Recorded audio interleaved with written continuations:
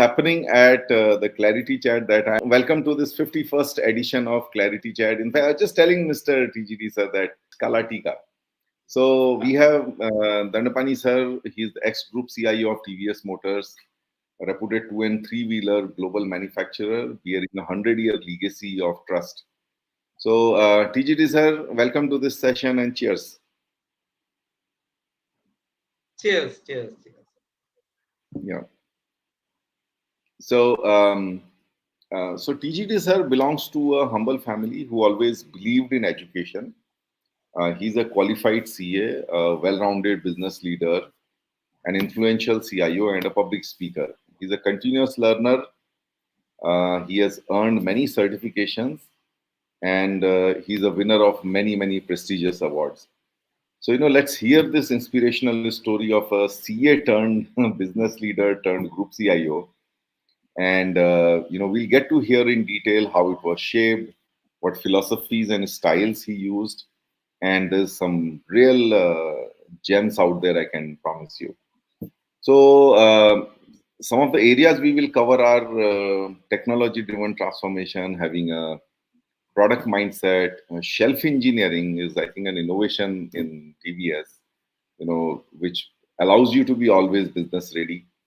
And creating a team and culture and processes which are based on business outcomes and a long-term view of IT, not just doing the projects and getting and running away, right? So lots of studies in customer orientation. This is first time I heard something about product mindset in IT when he said, all IT projects are our babies and we nurture them over a period of time. So he'll tell you more about it. We will end the chat with a rapid fire round and his reverse question to me, which we informally call it as a revenge question because I'll be asking him questions all the way. So he gets to take a revenge on me. Sir, before we start talking of serious things, let's try to get some energy going up. I heard that, you were doing some copyright violations. And, in TVS group, the IT team was like creating nanos. I mean, what was that?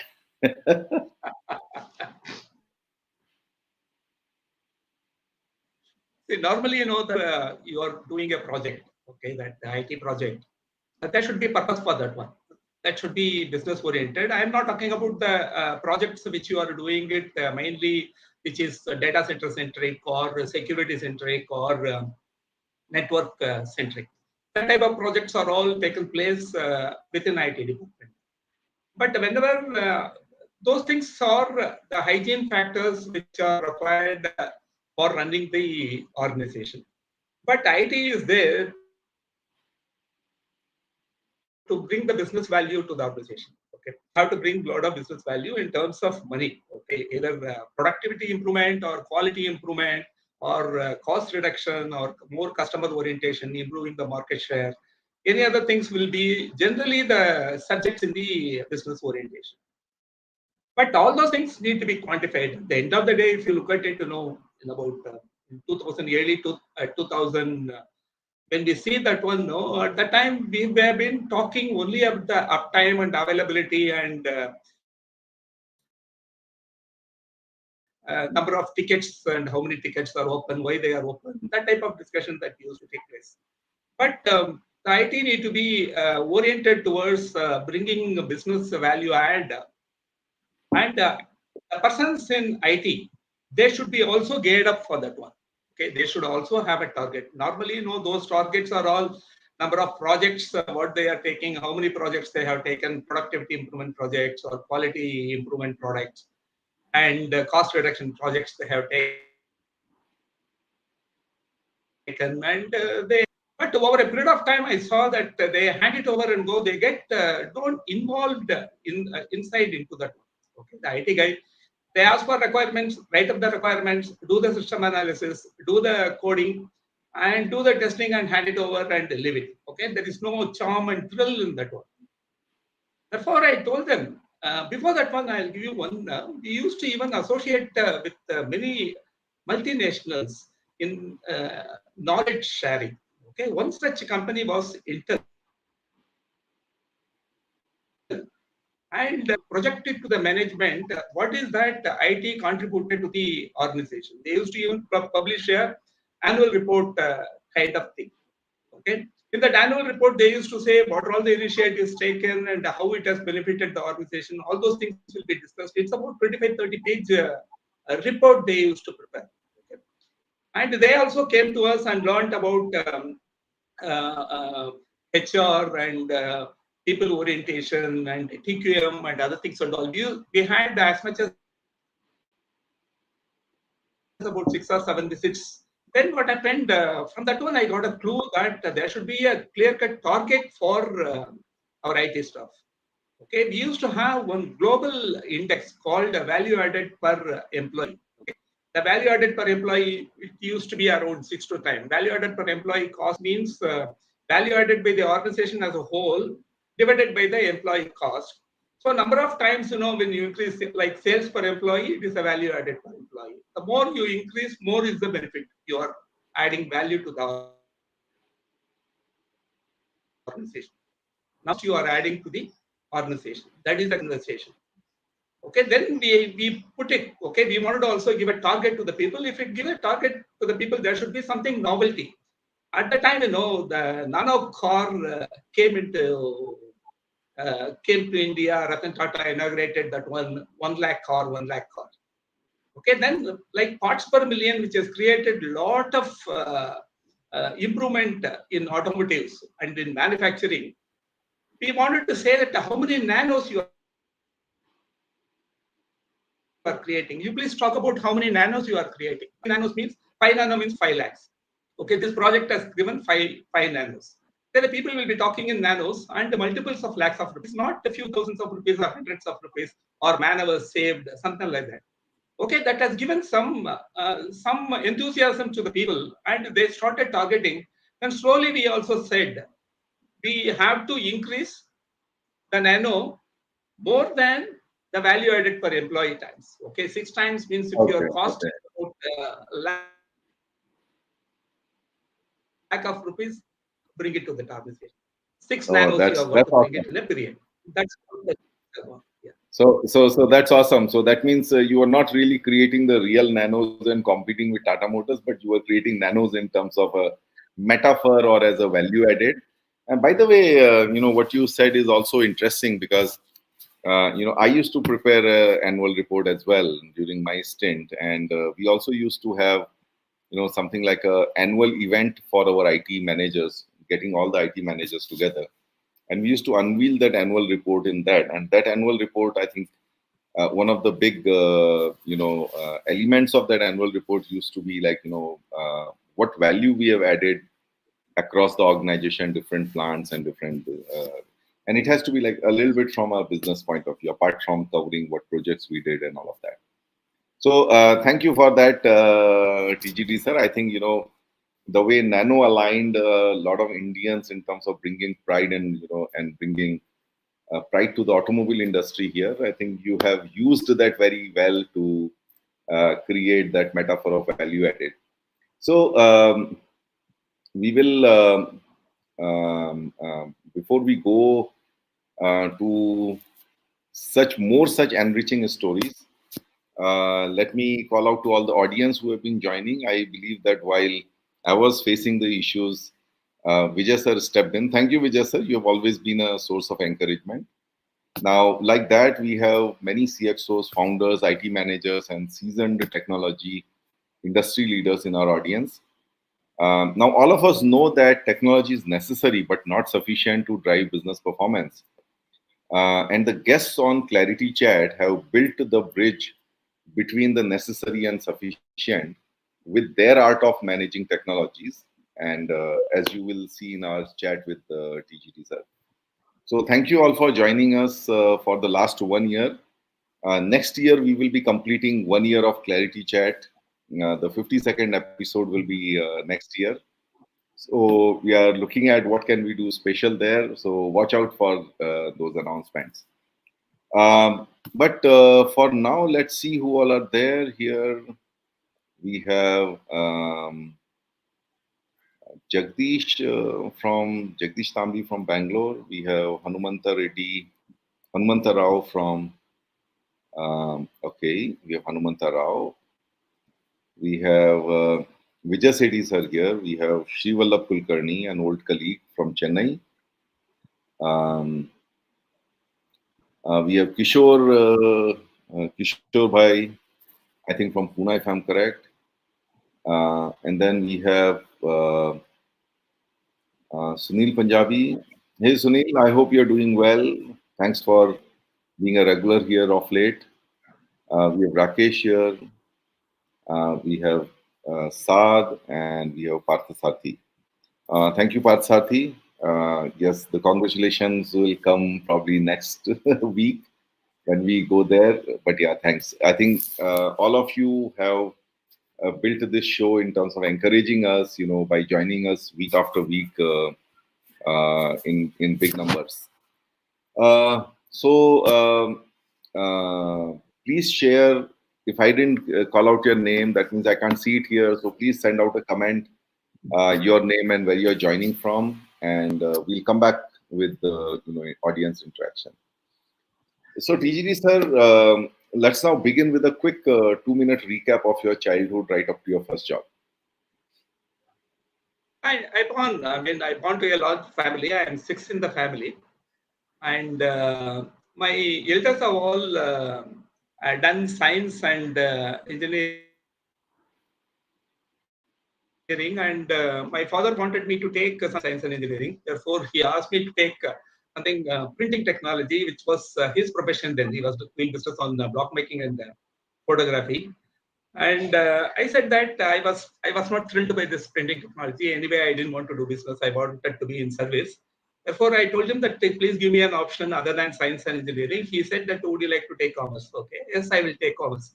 And I joined BCom, and automatically, after BCom, the roadmap is chartered accountancy, and I completed my chartered accountancy in the year after that one, after undergoing that articleship. Then at the time, two of my elder brothers, they were not with the family. Therefore, I had to be in Chennai.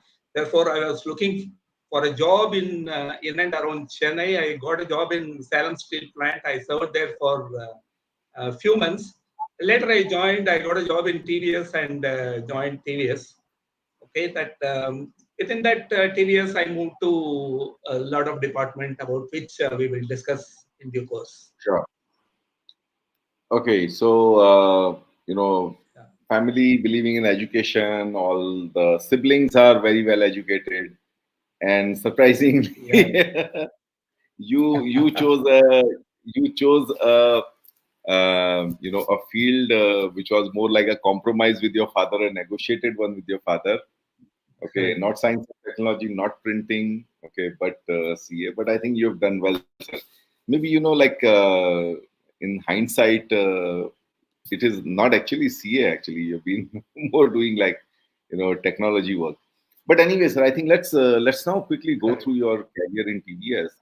Though you have spent a long time there, but I believe you have done lots and lots of stints and very very, I would say, hardcore business leadership kind of stints. So just tell us about some of these and maybe one highlight for each one of them. Sure. I joined TVS and I was put in costing and budgetary control, and later I moved to business planning. Then I was I was the first person to move to business planning. Normally, the engineers, who were in operations or in maintenance and other department will be moved to business planning. But I was the first person, being an accountant, to move to business planning. Business planning is the function where you are going to coordinate with the chairman of the company to conduct review meetings, follow up, and other things, and do the business planning, budgetary control, and other things for the whole organization. Okay, including driving the KRAs, doing the reviews and other things. Very powerful department. Handling that one, I became head of finance of one particular unit, and that is the brakes division and the foundry division in Chennai. I was head of that one for nearly 5 years, between 88 and 93. Then I was offered to do to move to operations. I moved to operations and handled the foundry shop floor. And I also became the head of the unit and became profit center head also. I served there in the world. I must have been the only guy who would have had the designation general manager finance and foundry. Okay, at the time. Okay, the foundry was for the profit center head, and as general manager finance, I was also handling it. And it went up to in foundry that that shop floor experience has given me enormous experience and knowledge in terms of handling the people and running the business. Okay. Normally in finance, you used to ask questions and get the answers. Okay, you can get away by asking only questions, but you are answerable for all the questions raised by the finance. Okay, and other people, and enormous experience in handling the business, knowing of the production process, not only that one commercial process, dealing with the government, handling government officials, and negotiating with the labor unions. That type of experience and exposure it has given. After having that stint, I was given an opportunity to join a task force to implement a 500,000 vehicle in Mysore plant. It was a major investment for TVS, 160 crores investment we put it to establish a plant for 500,000 vehicles. The task force is responsible for was responsible for right from identifying the land, equipping the plant, and running it for 1 year and handing it over. So I was one among the four-member task force, very senior member task force, and I was given opportunity to handle that one. In that one, no, we got tremendous experience in hands of procuring the land, identifying the land which is more appropriate for you as per the company policy, and then handling with the people. We had the chance of even negotiating with Siddaramaiah. He was the later chief minister of Karnataka, and then he was deputy chief minister of Karnataka, in negotiating the land price and getting the good incentive from the government. Okay, at the time. Okay, that when we are establishing the plant in the rural areas, identify the areas, the government for that incentive and getting the full incentive, they are all tremendous experience. Establishing the plant and running it over. Okay, it's a wonderful experience it gave. It went from 97 to 2004, nearly 4 years. Okay, after that one, I had an opportunity. I mean, the company wanted to implement ERP. We had a consultant, one named MS Krishnan, Dr. MS Krishnan. He was head of IT of Michigan University. And he said business should be the head of the task force rather than the technocrat. Okay. He insisted for that one. Then I moved to IT. At the time, I was given opportunity. One among three persons were given opportunity. Then I was selected, and I became head of task force to implement ERP for that organization. At the time, our organization was growing at 20% CAGR, and a lot of challenges. Everybody wanted IT to be the system to be in place. Fortunately, it was not something a force fit. It's a natural fit where the people wanted to have a system in place. And I became, at that time, I came to IT. Yeah. Okay, okay. So, sir, yeah, in IT, like maybe like couple of your stints in IT or phases in IT that you have seen.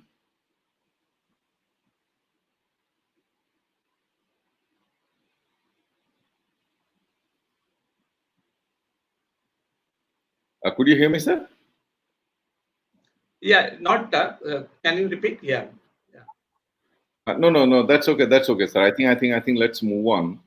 So, yeah, I mean, I wanted to know like the stints in IT, but I think we will cover it. I mean, our next part Sure. of all our questions are about that. Okay. So, TGT, sir, some of the themes that I picked up, one of the major themes was like, your proactiveness as IT function. Typically, like, we have seen many times that like, we're waiting for business to ask for something to us, and then we start looking around and all that. So in your case, you have been keeping technologies ready in advance, 3 2 months in 6 months in advance, before business asks for it. So tell us, like, how you did it, what was going in your mind, and how did you execute it? What are the processes you put in place for it? Yeah, it's a very interesting subject actually. After getting into the IT, there were I wanted to also share one. You said that the finance is a very, very strong position. Okay, strong department, strong function. What do you want to move away from finance? Some or other, at that time, there was a very good fancy for IT, and everybody was talking about the digitization in 2000. But let me say that let me also try, having been many functions, let me also try IT. Okay, Y2K was there, and for a brief period, I handled Y2K, and I got somehow some love for IT. I got into that one, and after implementing, there were many requirements. Many requirements started coming from our business colleagues. Okay, that all the functionality they were asking, anything whenever they ask for, they need it yesterday. Okay, and there will be a lot of pressure on you. Pressure on you to implement that one with quality and meeting the time. Okay, the cost is another aspect. In quality, you are going to meet the time. There will be a lot of pressure. They will be behind you in asking for that one. Another thing I also found that many of my IT colleagues, we had a team of nearly about 90 people, entire group. And we also thought that whenever there is a project, they are all fully engaged. But there are several lean periods in IT that they are very, very relatively free, and they are not pushed to the corner to achieve certain things. Then at the time we decided nearly about 7 to 8 months in a year alone they are very busy, and 4 or 5 months they are really relatively free. They have to be free anyway, but they're relatively free, and orientation is also very, very minimal. Okay, they will just execute the project and then come back. Okay, and if there is any problem, then they will go and address it and come. There is no proactiveness in that one. What I could observe. Then I insisted the people to go and sit in the reviews of the business functions. Okay, the people used to go and sit there, and I asked them to observe what type of problem, what type of opportunities are there. Not only problem, but also opportunities or enhance your IT service. Okay, then that gave us a lot of inputs. They don't know, they have problem, but they don't know how to articulate it. And at that time, it is good opportunity for you to do that one. And at the same time, 2 or 3 times when we started giving the solutions, when it is not asked for, when you go and give the solution, there is no big respect for that solution what you give. Therefore, we said that okay, one day they will definitely need nearly about 2/3 of the people they were from business. Okay. Either they were doing supply chain or marketing or sales or operations or maintenance or in finance. Okay, and they were all, they know about the business process, they know the business, they can understand it much better. Then I said that a third of the time they are going to spend in developing certain solutions which may be required for the business, do the prototype, do the testing, and keep it in the shelf in a position to hand it over to them. And this is how the things got developed. And 2 or 3 projects we did it, and really those things are all clicked. I can give one example, that IoT. Okay, before IoT and other things and all started talking about, we wanted to also connect the machine, and we wanted to monitor the process parameters which are influencing the quality and the process capability and other things. Okay, we did 2 or 3 experiments, and we showed it to them. We showed it to them, and how is it? And within the year in 2004, now it is hygiene matter. And 2003, 2004, at the time, it was a new subject. Sometimes I used to get the criticism also that you are collecting a lot of information. What is the purpose of collecting the size of the grass which has grown in your garden? Okay. The people used to tell that they don't know the value of that data at that particular point of time. That's why I say that, and this type of criticism and those things also come, but you take it naturally. Yeah, yeah. So I think I mean, And it will be in the shelf at any point of time. And, go go ahead. ahead, go ahead, sir. Yeah. And we used to even demonstrate it. We created a room, with the touch screen. The reason for the touch screen is creating the simplicity. Okay, that you don't go through typical the SAP of the code and other things and all. You to make it very simple, induce the people to get in much more faster. We created a room where they can come and see what is the solutions which have been developed, how it is going to help them. Whenever we used to call some functional heads and demonstrate them. They go around and see that solutions, give some corrections, give some points for improvement, and those things and all we incorporate it. And the moment they ask for, when we deliver it, they are also thrilled and we are also happy about it. Roughly about I can say that 1/4 to 1/5 of the projects, number of projects will be on shelf at any point of time, and the success rate is also quite high on that. Really, even if you could 6 out of 10 projects what you have developed and kept in the shelf, if it is taken in the business for operations sometime later, it's a very good thing we could achieve on that. No, So the awesome, sir. advantage in that one is to try to be proactive and you push your IT guys to sit with the operations and see that how it is used and where they can make improvements and where they may need the solution and think about it, incubate it in advance, such that the moment they ask for that one, you are in the position to give. I can give one or two examples of that one. One typical example, that ISO 27001 for that one because we are developing a lot of things and we are creating a lot of solutions on our own. We have to go structure our operations. That's why we are going to go in for. And at the time, they said that, okay, TGD wants one more feather in his hat. That's why he is going for 27. Later, when we had a collaboration with BMW, they asked, are you 27001 compliant? And then CEO called me from Germany, said, hey, you were talking about that, tomorrow we are getting the certification. Okay. And he also felt happy about it. Okay. So this is one example.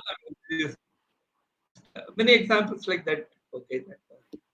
See the proactiveness and make your IT folks to get into the business, and they have to get into the shoes and know about what they want in future. Say about 6 months from now or 8 months from now, what they will need it. Once you are proactive, you will be in a position to address any of their requirements. No, this is awesome, sir, because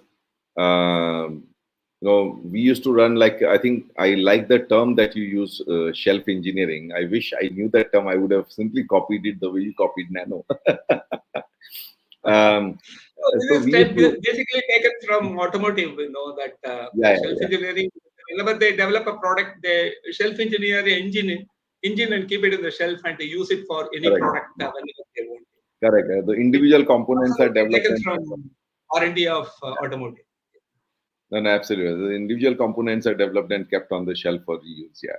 So no, but I think some really important learnings from here. It started with a pain. Which is that business people want everything yesterday, and then instead of complaining about it, you go about figuring a way out that how can we be more proactive, sit in their meetings, understand what they want, and then connecting it with whatever we are seeing in the technology world, and then keeping things ready. There's a bit of an extra investment. There's a bit of an eye out for unused capacity within our IT people, which is also required. So it does take a mindset of proactiveness, a mindset of efficiency that, utilize my people well to solve a problem, which is, if business people wanted yesterday, can I at least give them tomorrow? Yeah, and a really good example of, like, ISO 24,000. So, sir, great one. And let's move on to the next one. You did mention, elaborate about it, about moving away from just the uptimes and normal asset management, etc., towards adding nano values to the business. So I mean, share with us, like, this whole customer orientation, or, like, the business outcome orientation, and how did you build a culture? What all you used to do, like, with respect to your teams, with respect to your processes, with business guys, like, I believe you used to rotate your teams around. So just elaborate on that a little bit. Sure, sure. See, it's that business orientation is very much essential, that because, implementing technology for the sake of technology is not giving you any thrill. Okay, that may satisfy many people and many times, but that may not give any kick. Okay, and one thing is, in my team, I used to have people from various functions who worked in those functions at least for 8 to 10 years. Okay, they come to IT, and that has given us, a lot of understanding and a lot of very good collaboration between the business functions and the IT. And whenever that even that non-IT, non-business folks who are there, whenever they come from lunch, I used to tell them, you please come via the factory, okay? Get into the factory and then come, okay? That will give you definitely a different perspective, okay? Once you see the machines operating, workers are all working, design office, how is it working, or supply chain, how they are operating, you go through that one and see that what they are doing it. And that gives, at the end of the day, we may have to see that all the projects, what we are doing it in IT, all of them can be classified under simple three heads. One is basic hygiene matters. Okay, the hygiene matters, what you are doing it for information security and your desktop and uptime and other things and all, you may have to do a lot of things. Hygiene matters, HR, payroll, time booking, and other matters. Okay, and there are certain things, projects which you have got to do it for adding the business value, and there are certain strategic projects which for the future you are building it. Okay, about 15% of the projects will come for the future, and about 60% of the projects for adding the business value, and about 10, 15, 15, 20% is for hygiene. They are very, very essential. So what is strategic will become operational one day, and what is operational will become hygiene. You will not be in a position to talk about ERP and other things, PLM or DMS and all those things what you have implemented, again and again every year. They all become hygiene over a period of time. Therefore, you have to clearly have some business targets and start working on that one. For that one, you are going to be much more closer to the business and know about their requirements, know about their plans and other things. Fortunate for me that I had folks from the business. Therefore, I will be in a position to really tell them what they have to do for enhancing the business value over product. Therefore, through that one, I was in a position to convince them how they have to be business oriented, because I also asked them to go and sit in their reviews and know about what's happening there. And they also come back and tell these are all the problems they have. These are all the line stoppers, for example, or default supplies or overstocking. These type of matters comes. Then we say that about how we can help them in solving those particular problems. And that is how that business orientation culture was built. And you tell them, you talk to them in the commercial terms only.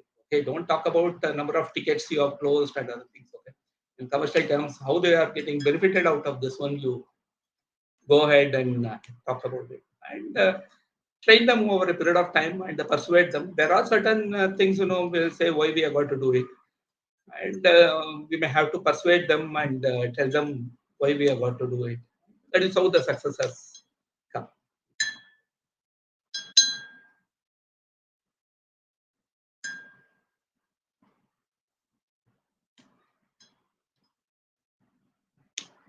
Jagdish? Yeah. Yes, sir. Can you hear me? Yeah.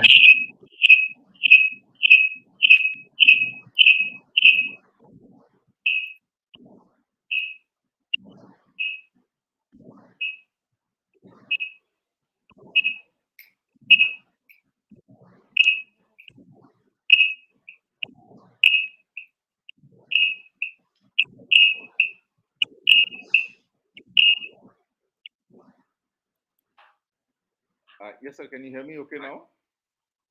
Yeah, yeah. Yeah. No, sorry, sir. Yeah, yeah, very much. I realized that the problem is with my browser, so I'm just changing my browser. But uh, in that process, I've lost access to all the comments. So Okay, okay. Vinay doesn't look like your SR process who works with in the monopolistic scenarios. Okay. So, sir, now I got a little bit of it. When you're talking when I was struggling with the network. So, rotating team members to business, benefit realization, the discussions around Yeah, benefit I realization. come to that one. I've been see one novel things we also tried and succeeded also is that Uh-huh.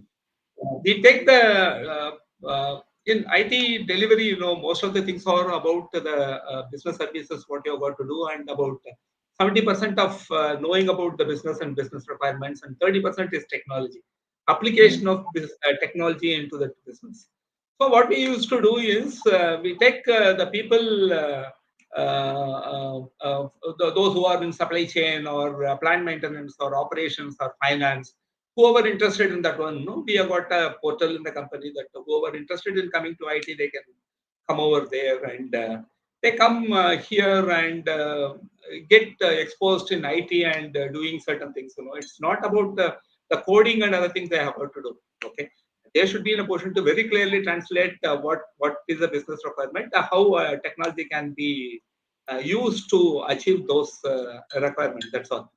Okay, we used to Yeah. keep them over 3 or 4 years and rotate them. They go back to the business and the fresh guys comes.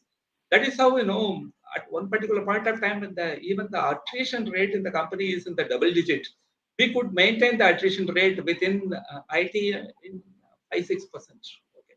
Wow. Uh, Even during the peak time, okay, 2014, 13, and those peak time, we could restrict it much lesser than the single digit, lower side of the single digit. Oh no, that's awesome. That's awesome.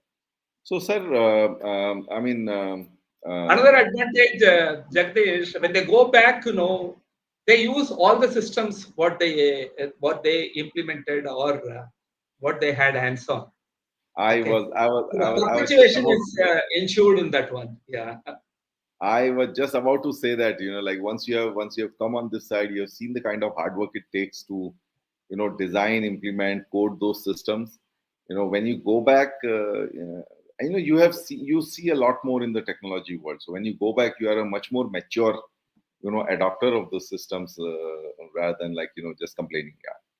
So, sir, did you talk about how your IT budgets were distributed? yeah. IT budgets, no, IT efforts. I will put it. IT budget is, predominantly you will be spending for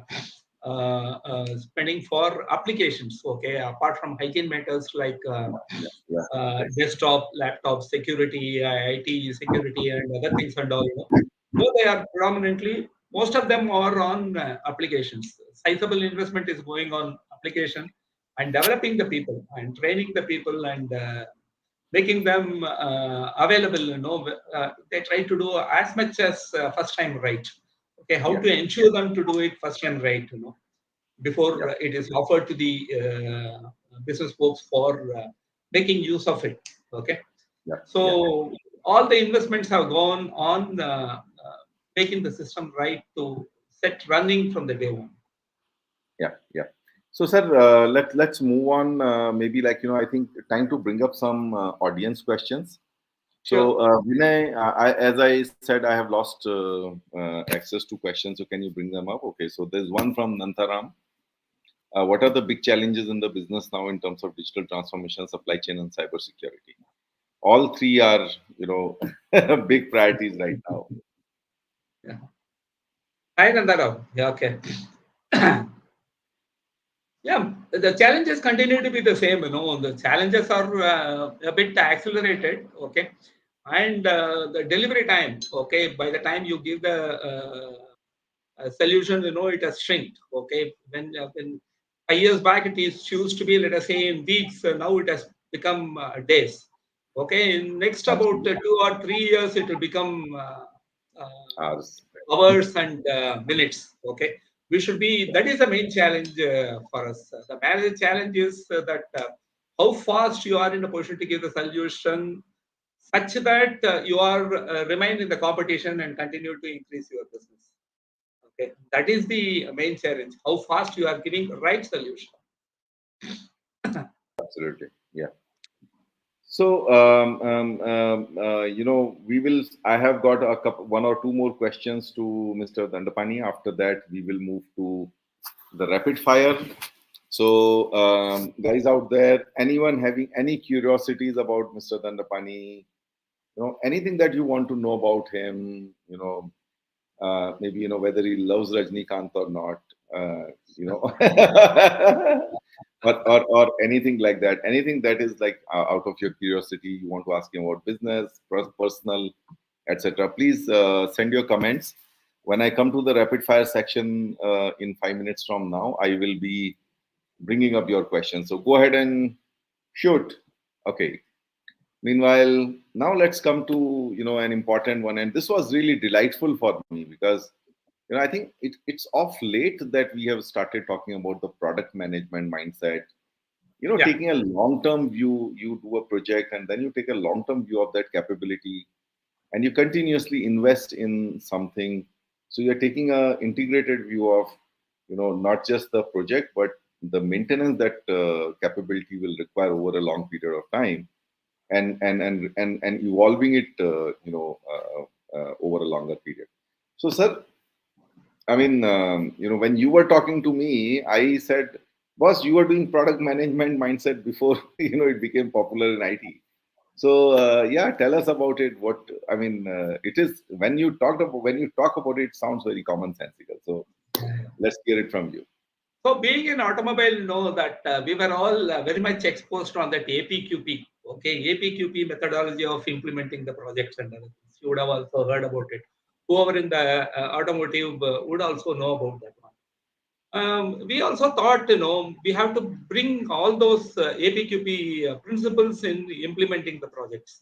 Okay, whenever you are implementing a project, that strictly you need to have that stages, and there should be design review need to be taken, and design review checklists need to be prepared, and QP1, QP2, QP3, and also that the testing, what you are going to do it in the real life environment. One example what I can give is in APQP, what is that? You are going to produce the items in the production tools, okay, not the prototype tools. Okay.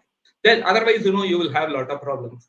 Something similar to that one we also adopted here. Whatever maybe the development you are doing it, you do it in the near production environment.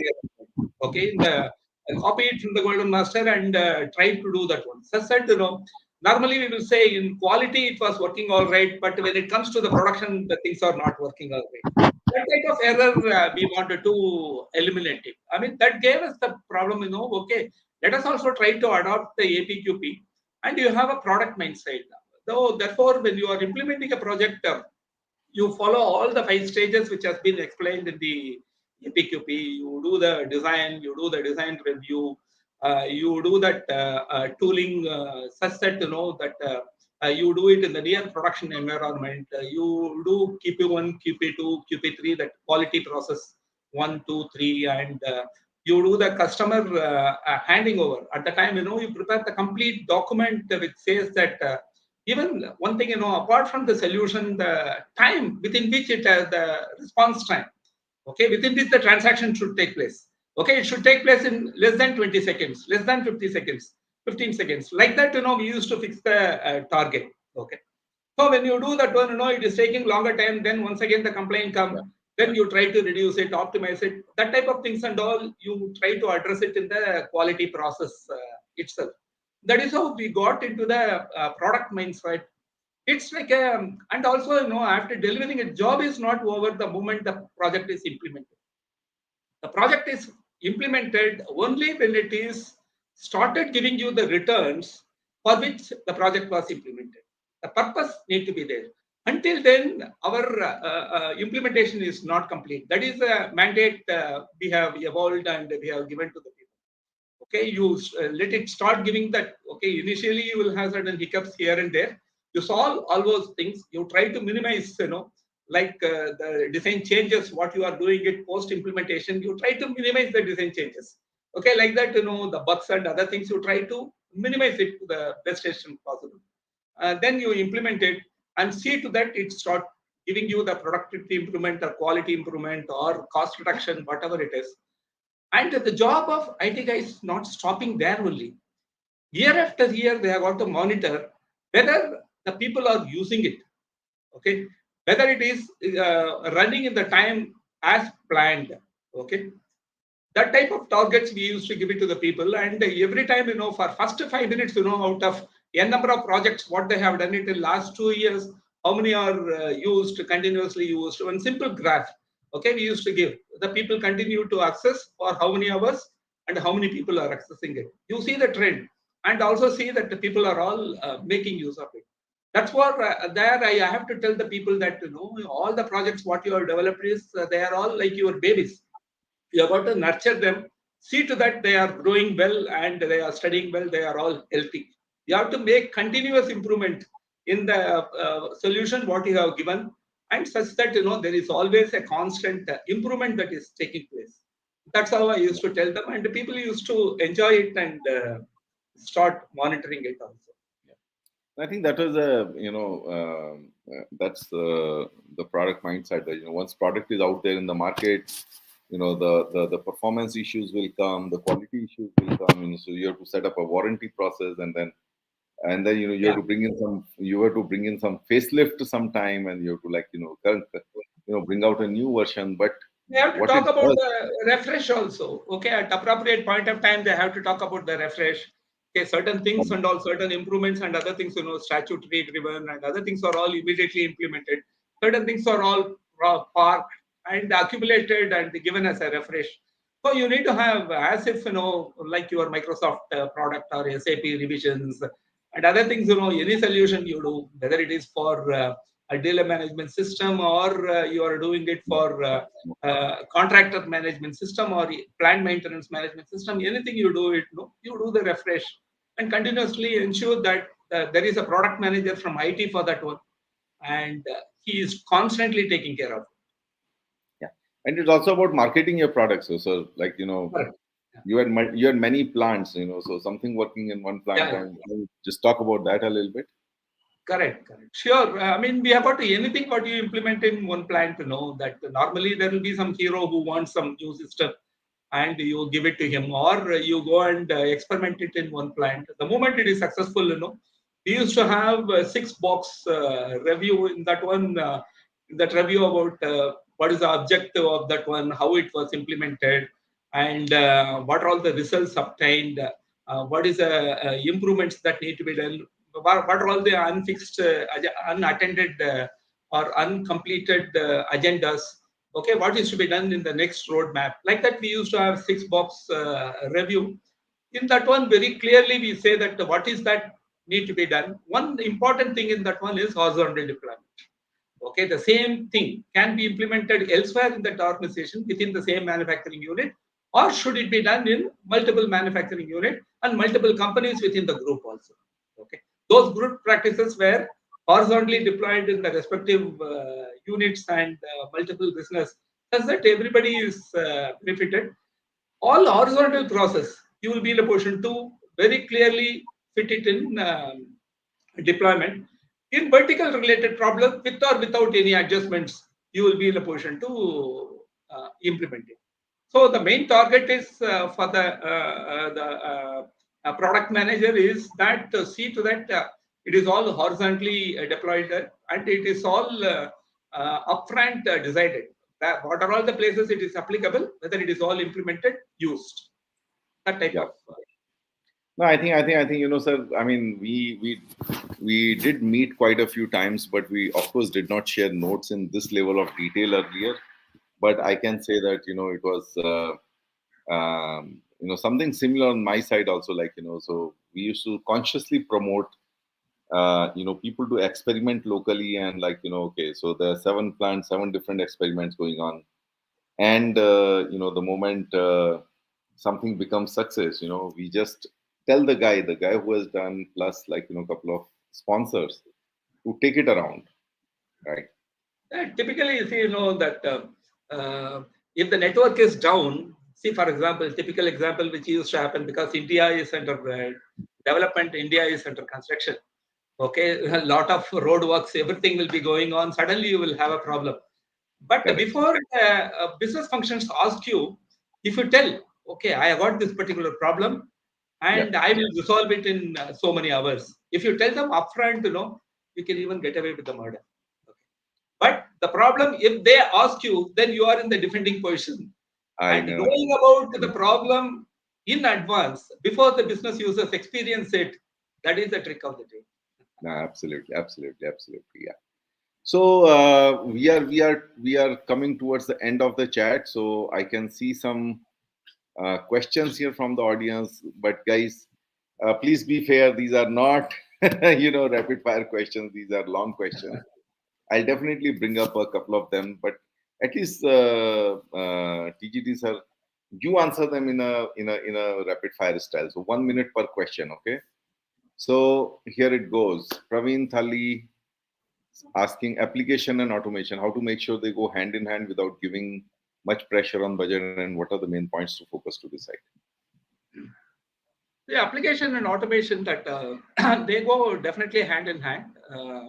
Everything we do in IT, any application development, only for automating certain process only.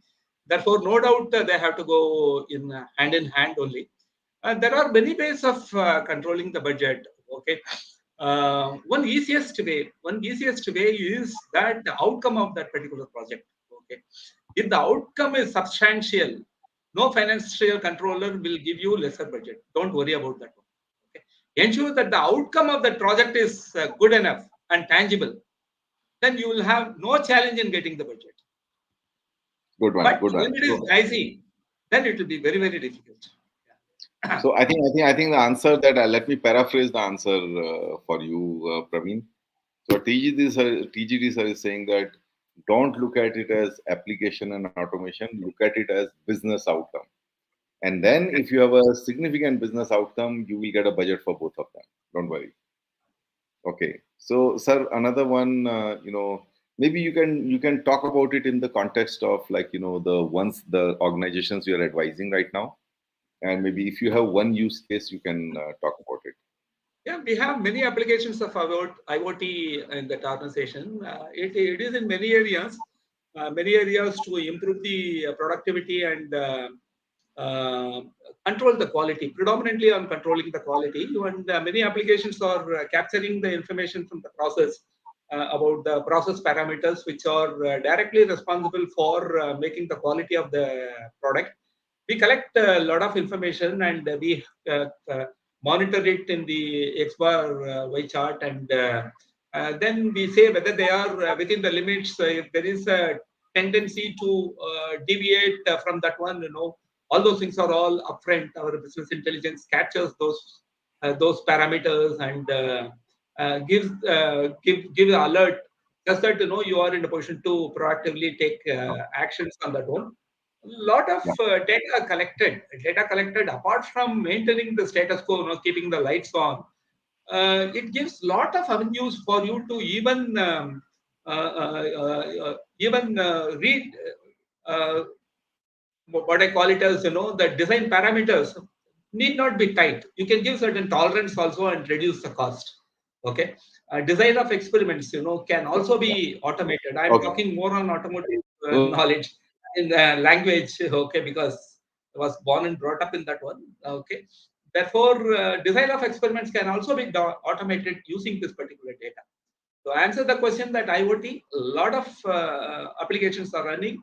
Almost a good amount of machines are connected, and main purpose is why you are connecting, what type of information you take it, how you are handling that data. Okay, that is the key in the success of it, including, okay, it can be even extended to the running vehicles and other things which the world knows now.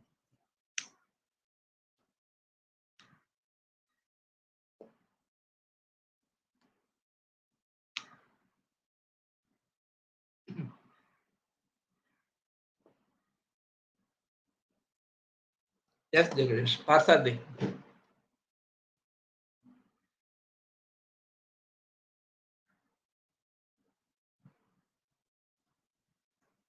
Jagadish, can you read it for me? Yeah. What is your priority established in the companies to compete with the growing ones and the enterprise? Okay. Right. Okay. You have to be first cost competitive. Okay. How IT need to help in being cost competitive is very important. And second thing is the technology upgrade. It goes along with cost competitiveness and also much more than that one. Okay, technology upgrade. Either you be the first runner in the technology or try to adopt it the moment it is adopted in any competition without compromising on any patent related problems. Okay, that invest more on technology advancements such that you remain cost competitive. More you give the value to the customer is prepared to pay anything in proportion to the value. There should not be any problem.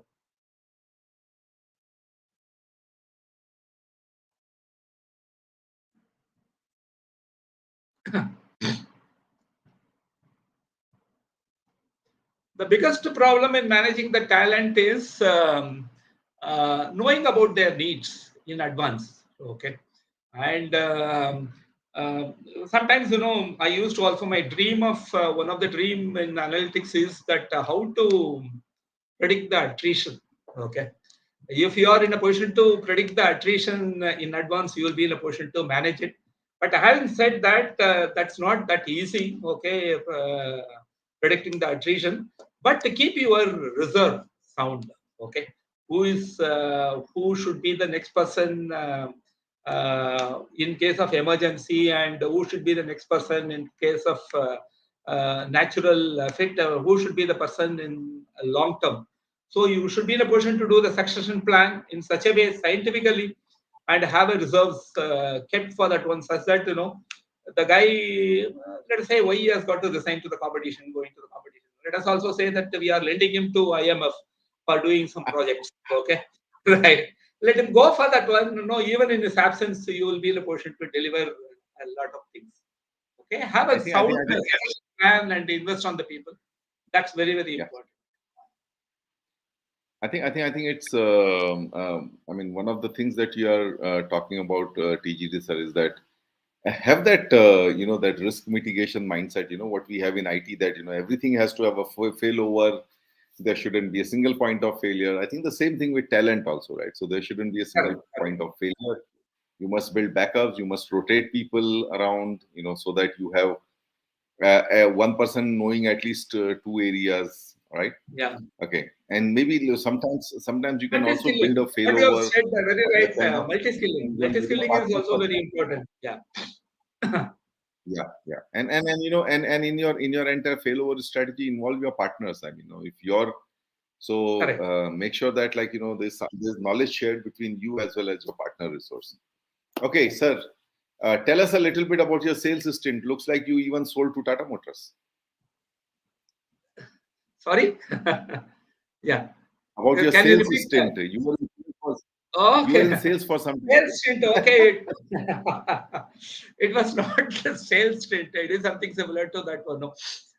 We had a very funny thing, that we wanted to get some price increase from defense. Although on those days, getting a right price increase from the defense is very, very difficult, and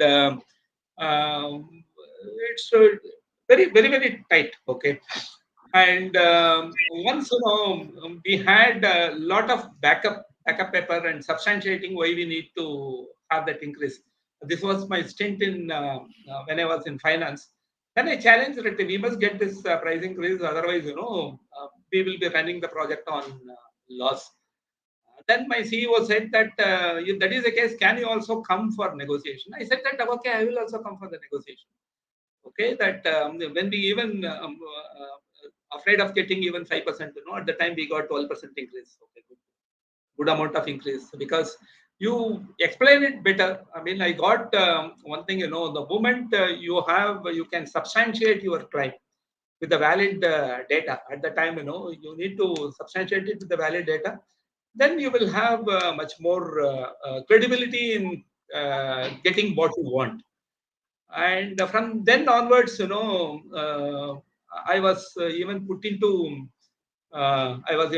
all price negotiation, both for vendors and customers. In that one, I have gone to Tata Motors and negotiated the price. Even Ashok Leyland, the toughest people, uh, we used to have it at the time. Okay, and we provide the data and got it.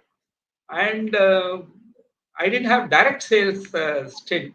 Okay, No, except no. selling my ideas and solutions to my customers. Okay. Yeah, yeah. So, sir, again, I mean, good one. You could extract a price negotiation from defense, and therefore, then they asked you to get it from Tata Motors and Leyland also. The tough Yeah. customers. So, sir, one thing that kind of intrigued me, and I always keep coming back to, that theme that when you see IT being managed, or that kind of integration between business and IT and all, there are always some cultural traits within the organization and an approach to technology, which also helps you as a CIO, right? So what is it about? Tell us a little bit about the culture of TVS and how it supported you.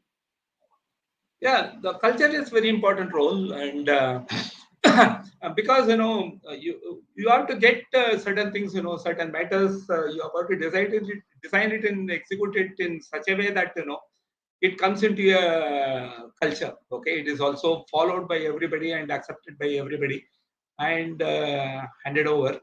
One advantage, that even when you are whenever you are recruiting a guy, okay, immediately don't go to the recruiting agent and or LinkedIn or something like that and look for outside people. It's not necessary. You need to have some outside brain. Maybe about one third or one fifth of the recruitment what you are doing it, you need to get it from outside. So otherwise, you will be only internally incubating a lot of the things. Okay, you need to always have outside brain also. I don't say no, but 80% of the cases you look for the guys within the organization. Okay, it's such that there is a natural fit that is taking place, and you are in a position to achieve the goal. Okay, for that one, you have got to make the IT department as a proud place to work. Okay, well, unless you make it as a proud place to work, okay, nobody will come inside. Okay, so Absolutely. you have to create a brand equity within that organization. Okay, why you like to go and work in IT. Okay, that creating that brand equity is also very important. Yeah, yeah. No, absolutely, absolutely. Yeah. So, sir, maybe my last rapid fire question before you can ask your revenge question. Um, See, this we keep getting approached by partners, and those pitches can be sometimes overwhelming. But I really like the positivity with which you approached it, and you basically uh, used it as a planning input. So tell us a little bit about it. Yeah. Can you just repeat it? I lost in between. Yeah.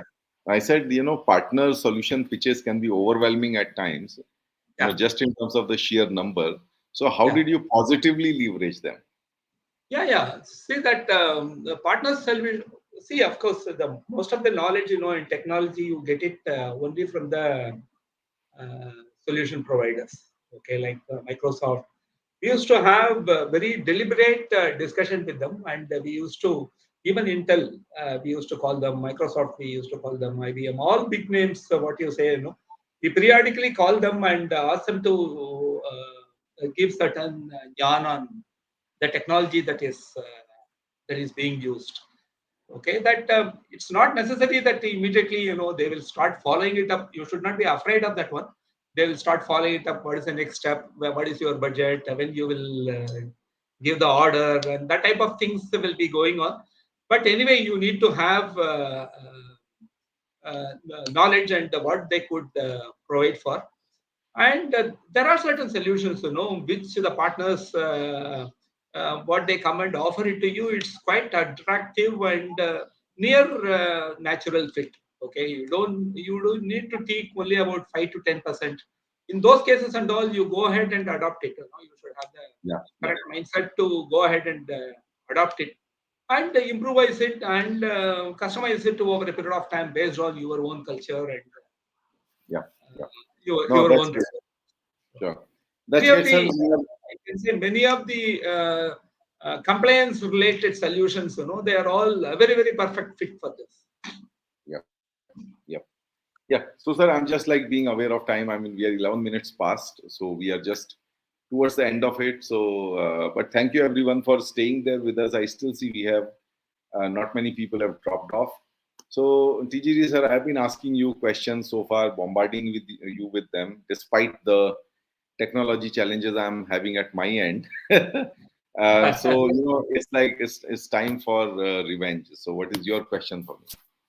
Oh, it's a great thing, what I see that that the knowledge, most of the knowledge, IT folks in any organization, large organization like Tata or TVS or something like that, most of the things we learn from our vendor. Okay. Most of the knowledge exists in vendor, and many knowledge, substantial knowledge also you are getting it with networking with your CIO colleagues in seminars and conferences and other places and all you meet it. But this clarity talk, that gives much more substantial experience, how to get it done. Okay, that type of thing is being discussed. How you got this idea? Okay, is it naturally it has come that you have got to do it, or you want to the post retirement, you wanted to do something, you got into this, and how you got into this? Yeah. Yeah, no, no, no. I think that's a good question, sir. So, sir, even when I was coming at, I mean, I came from outside to technology, the way you came from business and started managing technology. So I was hardcore in customer service and I used to complain all the time about technology. And then when I started managing technology, I realized how tough it is. Okay. And what kind of challenges there are. Like, there are challenges. You can't do everything yourself. You have to depend on partners. So it's a new type of, competency that you need to develop in terms of collaborating with partners. Then, technologies per se are complex. You cannot believe what you hear, right? So there are so many challenges, which actually it took me quite some time and effort to overcome those challenges and to become an effective manager. And it was not about technology; it was about how to manage technology. Now, what I found was that when and I used to discuss this in our IT conferences also, that there was like a lot of this talk about technology, okay, and success stories in technology. I don't want to discount them. Yes, technology does have the potential to create magic, but the discussions around management of technology were not there. And I think the way you asked your question also, I think it shows that we don't have enough discussions about the management of technology, right? I mean, about governing it effectively with business, the centricity that you need to bring with business, the way you need to manage your partners, the way you need to build a team and manage some low attrition, the way you need to, build a hybrid team with business guys and our own guys. So a lot of these things are what create success. And then I thought that, like this is something that which I learned firsthand, and this is something where I have something to contribute. So let us start discussing this. At least there should be a discussion. Good. So and because the technology per se does not create success, it is the how you Correct. go about Application. it. Yeah. And then I came across Vijay's research, which said that 83% programs fail, and I said, okay, yeah, what, this should be discussed. So that's how the whole idea came about. Initially, it was like about sharing my learnings, but then I said, I mean, there's so much of brain, power which exists out there in terms of like our friends and CIOs, and it will be good to collaborate with everyone else. And thankfully, I must say that everyone has been very, very, everyone has been very, very supportive and very, very generous with their time and support. We see many CIOs joining here. So it's been very fulfilling. But you are also right that it's like a bit of a retirement, passion. Something where I really feel good that I'm able to contribute back to whatever I gained, from this industry. That's what it is, sir. Thank you. Shall I assume or shall I suggest that now that you have got 51 experience and next week you will have 52 experience, okay, are you planning to consolidate it in some book form? Sir, you're not the first one to ask that question. No, it would be a really a valuable one if you could do that. Yeah. So in a small form, what I've started doing is to like convert these hour-long chats into newsletters and podcasts. But you are right. Like I think we can have a theme-based book where we bring in these experiences. And the good thing I like about these chats is that there are so many case studies which we focus on. In fact, I tell my guests to bring out case studies and not Gyan, and thankfully Correct. they support with that. So a lot of experiences. But sir, a good thing to be on my bucket list actually, to a book on ClariTeaChat Chat. So I'm not wrong in assuming. Okay, good. No, not at all, sir. Good. So Keep up the good work, Jagdish. Fantastic job. Yeah. thank you, sir. Thank you so much, sir, and thank you everyone in the audience for attending, engaging, and bearing with the technology disruptions. Today, it seems that it was a browser issue and not really a connectivity issue. Um, but we still need to like do our TGR, TGW to figure out what it was. Nevertheless, thank you everyone, and thank you all of those who are watching the recorded version. Please do enjoy your weekend, do enjoy your family time. And a special thing, like next week will be our 52nd episode, which will be completing 1 year of ClariTea Chat. So it will be more like a ask me anything kind of session, and we are still designing what we do in terms of celebrating 1 year of ClariTea Chat. I remember the first one we started was on 8th of June, which was actually a Tuesday. So afterwards we shifted it to a Saturday, and but I'm looking forward to our next week's session. And thank you everyone. We'll see you next Saturday, 4th June. Till then, bye bye. And thank you, Dhandapani sir, for being here with us today. Thank you. Bye everyone.